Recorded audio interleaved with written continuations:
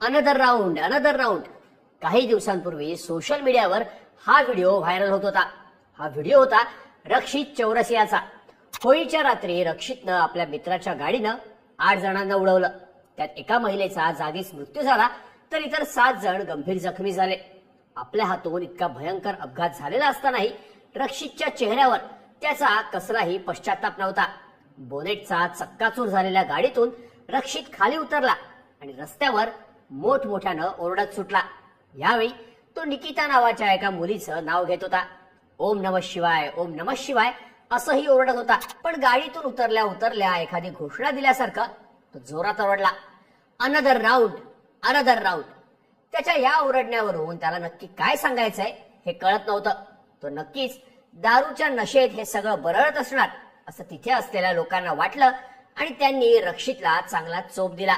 मग पोलिसांनी रक्षितला अटक केली आणि त्याची चौकशी सुरू केली. तेव्हा आपण दारू प्यालो नसल्याचं रक्षितनं पोलिसांना सांगितलं. त्यानं अंमली पदार्थांचं सेवन केल्याचाही पोलिसांना संशय होता. पोलिसांनी त्याच्या घरी धाड टाकली तेव्हा त्याच्या घरात एक पोस्टर सापडलं. ते पोस्टर होतं एका डॅनिश फिल्मचं.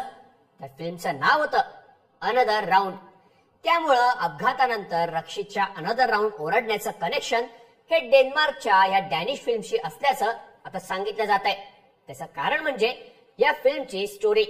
या फिल्मच्या स्टोरीवरून रक्षितची अल्कोहोल थिअरीही आता समोर यायला लागली. या फिल्मच्या स्टोरीचं गुजरात मधल्या या अपघाताशी कनेक्शन काय? रक्षितच्या अनदर राऊंड ओरडण्यामागचा अर्थ नेमका काय? त्याची स्टोरी या व्हिडिओ मधून जाणून घेऊयात. नमस्कार. रक्षितचं अनदर राऊंड असं ओरडणं आणि त्याच्या घरात अनदर राऊंड या डेन्मार्कच्या फिल्मचे पोस्टर सापडणं याचं काही कनेक्शन असेल हे काही झेपत नाही. पण हे कनेक्शन समजून घ्यायला आधी अनदर राऊंड या सिनेमाची स्टोरी समजून घ्यावी लागते. अनदर राऊंड ही डेन्मार्कची डार्क ह्युमर फिल्म आहे. 2020 ला ही फिल्म रिलीज झाली होती.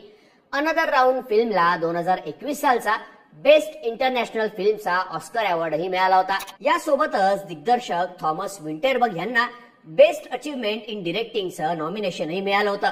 यावरून आपल्याला माहित नसली तरीही अनदर राऊंड ही फिल्म लय गाजली होती असंच म्हणता येतं. आता मेन मुद्दा येतो तो फिल्मच्या स्टोरीचा. आधीच सांगितल्याप्रमाणे अनदर राऊंड ही ब्लॅक कॉमेडी फिल्म आहे. फिल्मची स्टोरी फिरते 4 मित्रांभोवती. वयाच्या 40शीतले हे चारही मित्र एका शाळेत शिक्षक आहेत.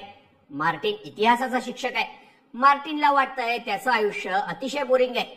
वैवाहिक जीवनात पण त्याला रस उरला नाहीये. मनानं कुटुंबापासून तो खूप दुरावलेला आहे.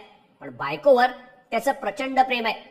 बाकीच्या 3 मित्रांपैकी निकोलास मानसशास्त्राचा शिक्षक आहे. निकोलासची बायको त्याचा तिरस्कार करते.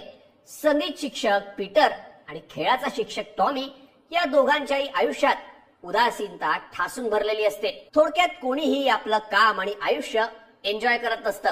मग निकोलासच्या 40व्या वाढदिवसानिमित्त हे 4ही मित्र बसतात. आता फिल्म डेन्मार्कची असली तरी बसण्याची त्यांची आणि आपली थिअरी सेमच आहे. आपल्या आयुष्याचे कसे 12 वाजलेत याची चर्चा हे 4ही मित्र करत होते. जसजसे पोटात घोट जात होते तसतसं त्यांचं फ्रस्ट्रेशन सोड्यासारखं फसफसून बाहेर येत होतं. आपल्या उदास लाईफच्या त्यांच्या गप्पांमध्ये एका नॉर्वेजियन सायकियाट्रिस्ट फिन्स कॉर्द्रूचा विषय निघतो.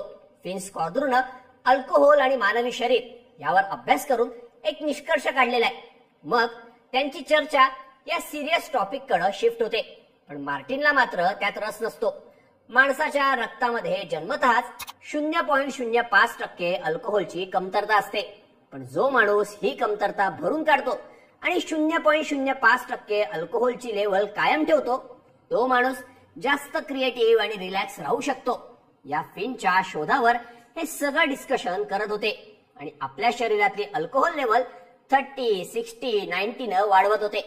स्टॉक संपतो, प्यायचा स्टॅमिना संपतो आणि सगळे ट्रान्स मध्ये गेल्याप्रमाणे गाढ झोपून जातात. मार्टिन सकाळी उठतो. त्याची रात्रीची उतरली असली तरी रात्रीच्या अल्कोहोलच्या चर्चेची नशा त्याच्या डोक्यात कायम असते. जो माणूस शरीरातली 0.05% अल्कोहोलची लेवल कायम ठेवतो तो माणूस जास्त क्रिएटिव्ह आणि रिलॅक्स राहू शकतो. हा फिनचा शोध मार्टिनच्या डोक्यात घुमत राहतो. त्याचंच प्रॅक्टिकल मार्टिननं करायचं ठरवलं. इतकं की शाळेत मुलांना शिकवायला जातानाही तो अल्कोहोलची बाटली घेऊन जातो. क्लास सुरू व्हायच्या आधी थोडी दारू पितो. नेहमीची शाळा, नेहमीचे वर्ग, नेहमीचीच मुलं. पण त्या दिवशी शिकवताना मार्टिनला भारी फील होत असतं. नेहमी आपल्या लाईफला कंटाळलेला मार्टिन त्या दिवशी आपलं शिकवणं एन्जॉय करतो. हीच गोष्ट तो आपल्या तिन्ही मित्रांना सांगतो.